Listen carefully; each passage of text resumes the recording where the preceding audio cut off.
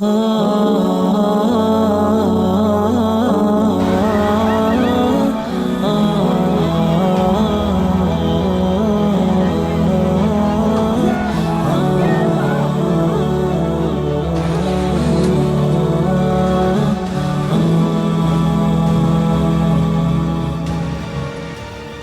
होने लगे और कोरा कागज पकड़कर लोगों ने अपना विरोध दर्ज कराया।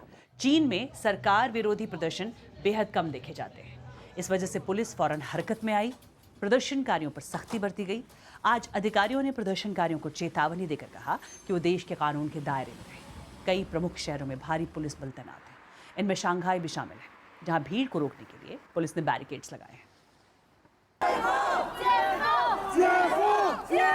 पूरे चीन में पिछले कई हफ्तों से प्रदर्शन हो रहे हैं। बीजिंग में बुद्धिजीवी लॉकडाउन खत्म करने की मांग करते दिखे। वहीं देश के अन्य हिस्सों में लोग उद्योगों और फायर सेफ्टी की शिकायत लेकर सड़कों पर उतरे। इस नाराजगी में एक चीज कॉमन है, शी जिनपिंग की जीरो कोविड पॉलिसी और चीन के लोगों पर इसके असर को लेकर गुस्सा।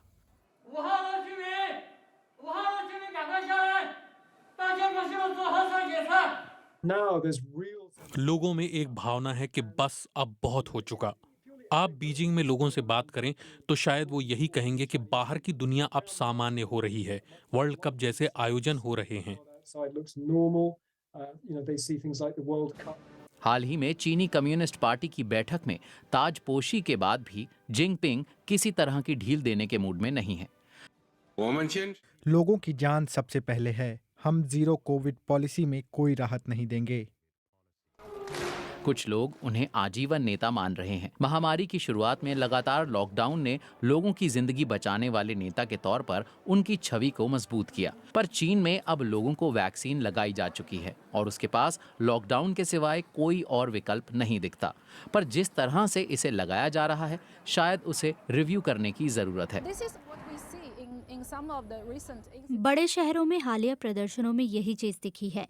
लोग सख्त प्रतिबंधों को गलत ठहराने के लिए हाल में जारी किए गए सरकारी डॉक्यूमेंट का सहारा ले रहे हैं और कह रहे हैं कि देखो, इनमें कहीं नहीं लिखा है कि अगर कोई लो रिस्क होगा तो उसे घर के अंदर बंद नहीं कर सकते हैं। इसलिए इसका मतलब है कि सरकार जीरो कोविड पॉलिसी जारी भी रखे तो नियमों में कुछ राहत की गुंजाइश है।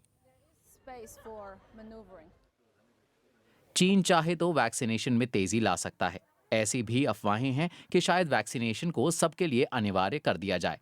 पर कई लोग सर्दियों में कोरोना की नई लहर की आशंका जता रहे हैं। सवाल ये भी होंगे कि सरकार ने क्यों वैक्सीनेशन की रफ्तार धीमी की। इसकी जिम्मेदारी भी साफ तौर पर अधिकारियों को लेनी होगी। अब सर्दियां आ रही हैं, इसमें वायरस और खतरनाक हो जाता है और उन्होंने महीनों बर्बाद कर दिए। ये बात गुस्सा दिलाने वाली है।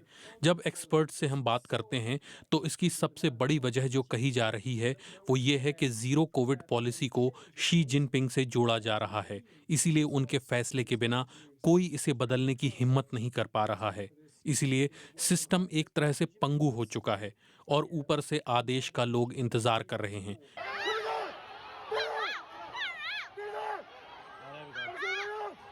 चीन में जीरो कोविड पॉलिसी को लेकर शक्ति प्रदर्शन जारी है। ये छात्रों, बच्चों और युवाओं को सड़क पर लेकर आ गया है, जो बेहद नया है। आम जनता का मानना है कि कोविड से जुड़े प्रतिबंध कई बड़ी परेशानियों की जड़ हैं।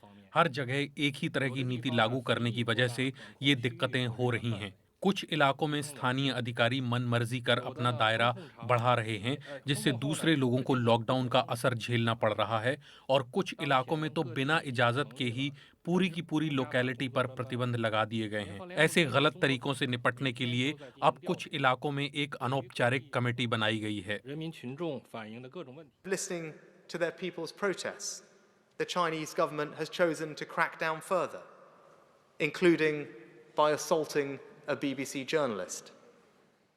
The media and our parliamentarians must be able to highlight these issues without sanction, including calling out abuses in Xinjiang and the curtailment of freedom in Hong Kong.